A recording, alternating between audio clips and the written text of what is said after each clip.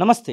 తెలంగాణ రాష్ట్ర వ్యాప్తంగా చలిపులి వణికిస్తుందంటే గనుక కనపడతా ఉంది. ఉష్ణోగ్రతలు పూర్తి స్థాయిలో పడిపోతున్నటువంటి సందర్భాన్ని మనం చూస్తా ఉన్నాం. దాంతో పాటుగా చల్లని గాలులను కూడా మనం అబ్జర్వ్ చేస్తా ఉన్నాము. అసలు ఈ చలి ఎలా ఉండబోతా ఉంది?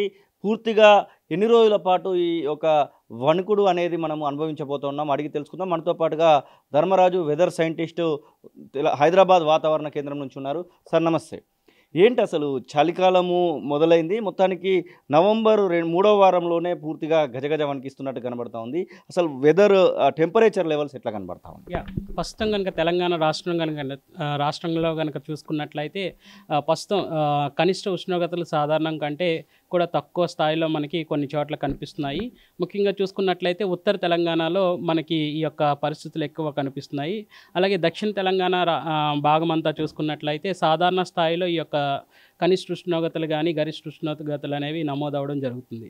ముఖ్యంగా చూసుకున్నట్లయితే సాధారణం కంటే తక్కువగా నమోదైనటువంటి జిల్లాలు కనుక చూసుకున్నట్లయితే హనుమకొండ, మెదక్, రామగుండం ఈ యొక్క 3 జిల్లాలు కూడా సాధారణ స్థాయి కంటే కూడా తక్కువ కనిష్ట ఉష్ణోగ్రతలు అనేవి గత 18 తారీఖు నుంచి ఇప్పటి వరకు కూడా నమోదయ్యాయి. ముఖ్యంగా చూసుకున్నట్లయితే మెదక్ జిల్లాలో కనుక చూసుకున్నట్లయితే నిన్న సుమారు 12 డిగ్రీల వరకు కూడా టెంపరేచర్స్ అనేవి నమోదవడం జరుగుతున్నాయి.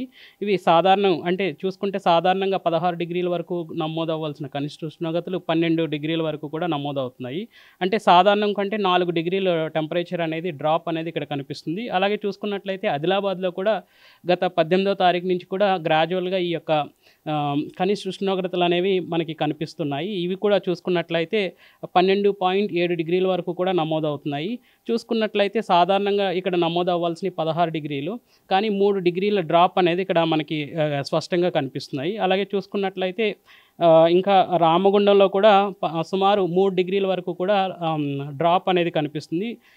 ఇక్కడ నమోదవ్వాల్సిన చూసుకున్నట్లయితే గత 3 రోజులుగా 14.5 డిగ్రీల వరకు కూడా ఈ యొక్క కనిష్ట ఉష్ణోగ్రతలు అనేవి నమోదవుతున్నాయి. సాధారణంగా ఇక్కడ 18 డిగ్రీల వరకు కూడా టెంపరేచర్స్ నమోదవ్వాలి, కానీ ఇక్కడ కూడా సుమారు 3 డిగ్రీల వరకు కూడా సాధారణ కంటే కూడా తక్కువగా టెంపరేచర్స్ అనేవి మనకి నమోదవడం జరుగుతున్నాయి. హైదరాబాద్ గురించి మాట్లాడుకోవాలనుకుంటే, జిహెచ్ఎంసీ పరిధిలో ఉన్నటువంటి వెదర్ గురించి మాట్లాడుకోవాలనుకుంటే ఎట్లా ఉండబోతుంది? మొత్తం చల్లని గాలులను మాత్రం అబ్జర్వ్ చేస్తూ ఉన్నాం కదా, చల్లని గాలు అలాగే వెదర్ ఎట్లా ఉండబోతుంది? జిహెచ్ఎంసీ హైదరాబాద్ పరిధిలో కనుక చూసుకున్నట్లయితే సుమారు ఉండవలసినటువంటి సాధారణ ఉష్ణోగ్రతలు కనిష్ట ఉష్ణోగ్రతలు ఈ శీతాకాలంలో కనుక చూసుకున్నట్లయితే 17.6 డిగ్రీల వరకు కూడా సుమారు ఉండవలసిన కనిష్ట ఉష్ణోగ్రతలు. బట్ నమోదవుతున్న తీరు చూస్తుంటే 15.7, గత 3 రోజుల నుంచి కూడా 16 డిగ్రీల వరకు కూడా ఈ యొక్క టెంపరేచర్స్ అనేవి నమోదవడం జరుగుతున్నాయి. సో ఇక్కడ చూసుకున్నట్లయితే 2 డిగ్రీల వరకు కూడా ఉష్ణోగ్రతలు సాధారణం కంటే 2 డిగ్రీలు అనేవి డ్రాప్ అనేది కూడా కనిపిస్తుంది. ఈ చల్లటి గాలులు ఎట్లా ఎక్స్పెక్ట్ చేయొచ్చు అంటారు? ఎందుకంటే చలికాలం అంటేనే మనము ఇది దాదాపుగా ఉండేటువంటి పరిస్థితి. ఈ గాలుల విషయంలో మాట్లాడుకోవాలి.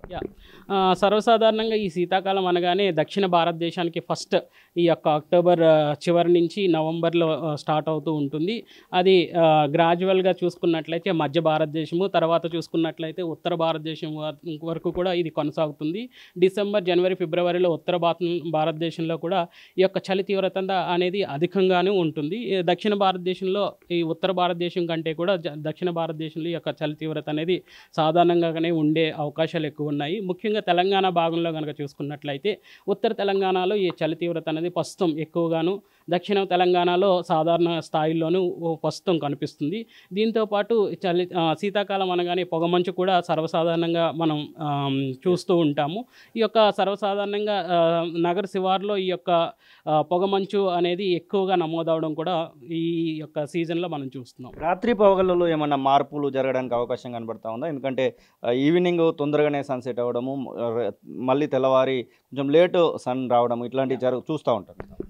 ఇన్ జనరల్గా శీతాకాలంలో పొద్దు అనేది తొందరగా పొద్దుపోవడం అనేది కూడా మనం చూస్తుంటాము. సర్వసాధారణంగా పొగమంచు అనేది 4 నుంచి 7:30 ఈవెన్ 9 వరకు కూడా ఈ స్థితి ఉండే అవకాశం అయితే ఉంది.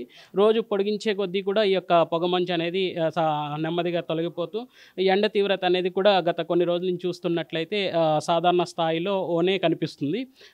అలాగే సాయంత్రం పూట కూడా ఈ యొక్క ఉష్ణోగ్రతలు అనేవి సాధారణంగానే నమోదయ్యే అవకాశాలు కూడా కనిపిస్తున్నాయి. ముఖ్యంగా చూసుకున్నట్లయితే చూసుకున్నట్లయితే ఉత్తర తెలంగాణలో కొన్ని జిల్లాల్లో ముఖ్యంగా మెదక్ కానీ హనుమకొండ కానీ ఈ యొక్క ఏరియాస్లో మనకి పటాన్ చెరువు ఈ యొక్క ఏరియాస్లోనే ఎక్కువ డ్రాప్ అనేది కనిపిస్తుంది. అలాగే దక్షిణ తెలంగాణ జిల్లాలో మాత్రం సాధారణమైనటువంటి ఉష్ణోగ్రతలు అనేవి నమోదవడం చూస్తున్నాం.